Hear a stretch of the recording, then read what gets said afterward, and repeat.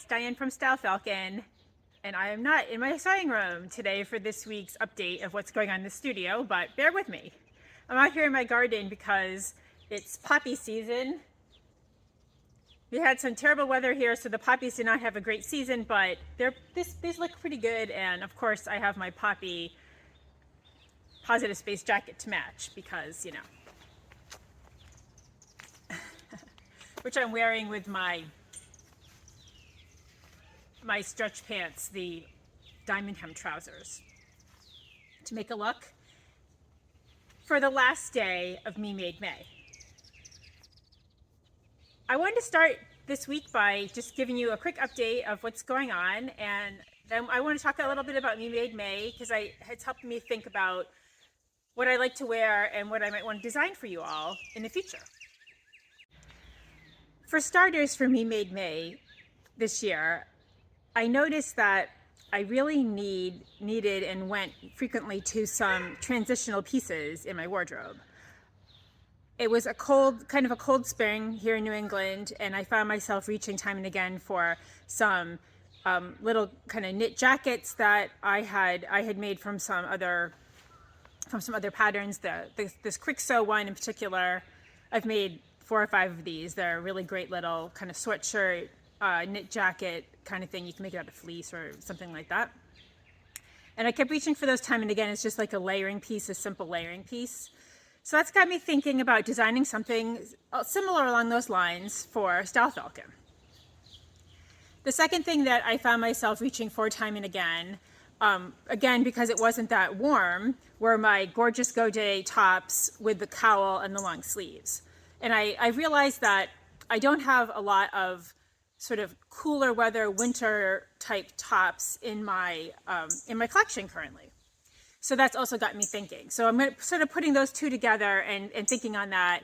I'm going to spend a little time doing some sketches and just kicking around some ideas for what I might want to do. It'll probably be for next winter at this point to get it out there. Something else I really like to do during Me Made May is to see what the Style Falcon Flock is doing. I follow a lot of people in the Style Falcon Flock either on Instagram or Facebook or both, and it's really cool to see how they're taking Style Falcon patterns and making them their own. And it's given me some ideas for some tutorials and some little extras to offer everybody. The first is that some people in the Style Falcon Flock live in really hot climates where it was already 80, 90 degrees in May. So they made shorts out of their secret jeans trousers. I think that's a great idea. Something I'm certainly going to do myself, but I can also just provide a quick tutorial on how to do that. So I'm going to do that in the tutorial how-to section of the video a little later. The second thing I noticed was that a lot of people were tricking out their sublime shells with either putting the facing on the outside or doing some color blocking or doing some other kinds of cool things with that. So I think what I'll do is next time I will show a video on how you might want to just play with the sublime shell to make it your own. It's always so wonderful to see how creative everybody is. So thanks for sharing those. I really appreciate it. The other thing that's going on is Style Falcon now has a proper Pinterest page. I've had the Pinterest domain for a while, but I didn't do anything with it. I just, registered the domain and kept it so no one else would go in and take it, on me and, mess me up. So, but I had never really had the time to sort of set up a page. So now I have. So if you're on Pinterest, here's a link to Pinterest. You can follow Style Falcon. You'll be able to pin all the patterns that we have out there currently, and also pin pictures, model pictures of myself or other people in some of those garments. So if you've got, say, some boards going on where you're trying to plan wardrobes, you're trying to plan your sewing projects, now Style Falcon pins are available easily on that site. And they're also available on stylefalcon.net. There's a Pinterest little button you can push, and it will automatically pin to your board if you're using Pinterest.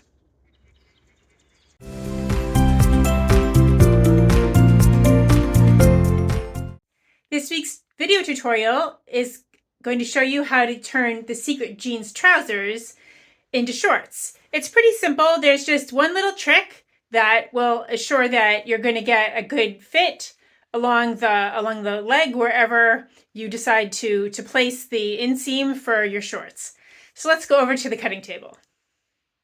Okay, so we have this is our front pant leg for the secret jeans trousers. You'll make the exact same changes on the back leg, but we'll just use the front leg.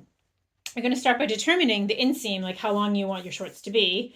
I would just mark off 5/8 of an inch. This is the seam allowance, of course, and then measure from here down.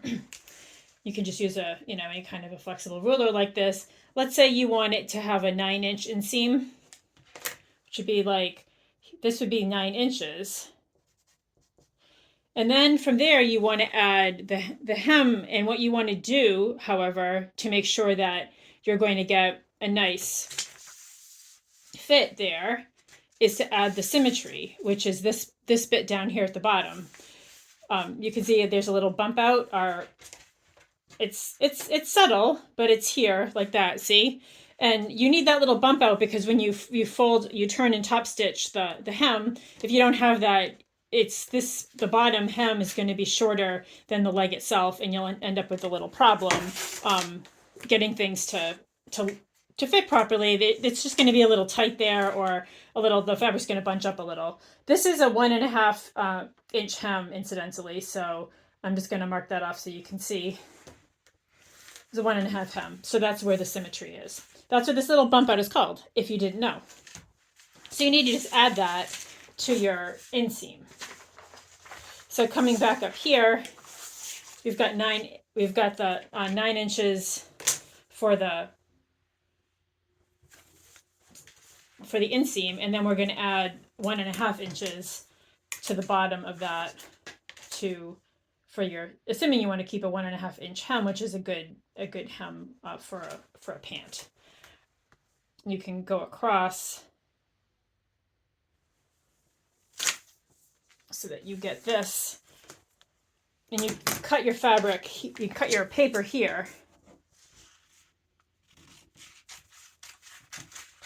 So this is going to give you your short length, of course. And then to add the symmetry, I mean, you don't have to, use these, but since we've got them, might as well, what the heck.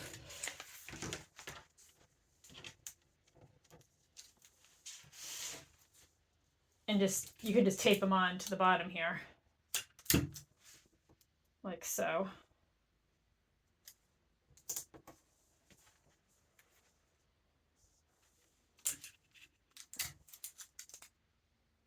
Once the symmetries are taped on, you can see how this is going to work.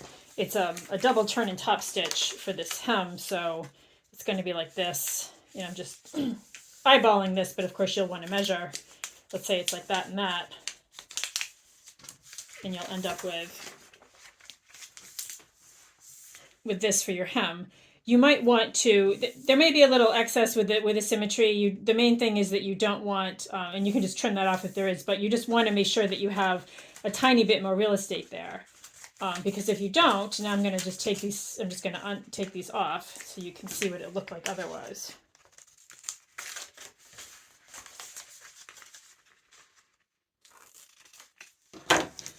If you don't, then what happens is you get this kind of a thing where there's not enough fabric on the ends. It's subtle that there's not enough fabric, but it is the case, and you don't want that because then if the fabric is going to bunch up. So those are the symmetries. The second thing that you might want to do is you might want to add a tiny bit of width to the pant leg. When you have shorts on versus long pants, I don't know if this ever happens to you where the shorts kind of bunch up a little bit, at least on my thighs, the way that my legs are shaped. So if that's the case for you and you want to add a little bit of width to the pant, just to so it's looser also, then before you do the symmetries, I would just add some, maybe just a little bit on the inseam and do maybe a little bit on the outseam and then add the symmetries. Or if you just do this, then you can just draw you can just draw your symmetry in at the bottom and then fold it up. If, depending on how your legs are shaped, you may want to do that or not. I hope that if you're making some shorts this summer, you'll use the Secret Jeans trousers. It is a fun pattern that's really versatile, and you'll be sure to get a lot of wear out of them, I'm sure. I know that I'm making some for myself, and I look forward to wearing them all summer long. Thanks again for following along. I appreciate all of the follows, the comments, the emails. It really makes me really happy to hear from everybody. That's all we have for this week. This is Diane from Style Falcon. Thanks for watching.